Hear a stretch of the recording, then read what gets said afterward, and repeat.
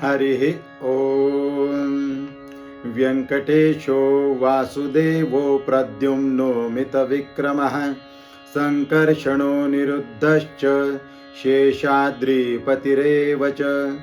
जनार्दनः पद्मनाभो व्यङ्कटचलवासिनः सृष्टिकर्ता जगन्नाथो माधवो भक्तवत्सलः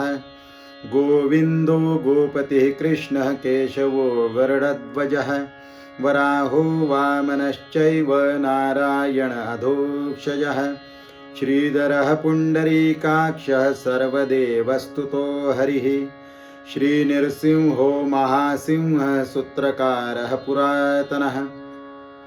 रमानाथो महाभर्ता मधुरः पुरुषोत्तमः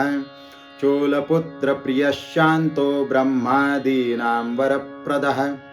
श्रीनिधिः सर्वभूतानां भयकृद्भयनाशनः श्रीरामो रामभद्रश्च भवबन्धैकमोचकः भूतावासो गिरावासः श्रीनिवासः श्रियः पतिः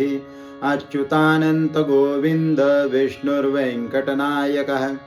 सर्वदेवैकशरणं सर्वदेवैकदैवतं समस्तदेवकवचं सर्वदेवशिखामणिः इतीदं कीर्तितं यस्य विष्णोरमिततेजसः त्रिकाले यः पठे नित्यं पापं तस्य न विद्यते राजद्वारे पठेद्घोरे सङ्ग्रामे रिपुसङ्कटे भूतसर्पपिशाचादि भयं नास्ति कदाचनः अपुत्रो लभते पुत्रान् निर्धनो धनवान् भवेत् रोगार्तो मुच्यते रोगात् बद्धो मुच्येत बन्धनात् यद्यदिष्टतमं लोके तत्तत् प्राप्नोत्यसंशयः ऐश्वर्यं राजसन्मानं भुक्तिमुक्तिफलप्रदं विष्णोर्लोकैकसोपानं सर्वदुःखैकनाशनं सर्वेश्वर्यप्रदं नृणां सर्वमङ्गलकारकं मायावी परमानन्द त्यक्त्वा वैकुण्ठमुत्तमं स्वामी पुष्करणीतीरे रमया सह मोदते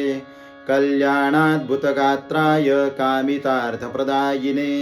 श्रीमद्वेङ्कटनाथाय श्रीनिवासाय ते नमः। व्यङ्कटाचलसमं स्थानं ब्रह्माण्डे नास्ति किञ्चनः व्यङ्कटेशसमो देवो न भूतो न भविष्यति एतेन सत्यवाक्येन सर्वार्थं साधयाम्यहम् इति ब्रह्माण्डपुराण ब्रह्मनारदसंवादे व्यङ्कटेशस्तोत्रं सम्पूर्णम्। मुरारी जगन्नाथ नारायणाहो कृपासागराय अच्युता माधवाहो मधुसूदना श्रीधरा भाग्यवन्ता नमस्कारः व्यङ्कटेशाय समर्थाय व्यङ्कटेश बालाजी भगवान की जय। जय जय रघुवीर समर्थ।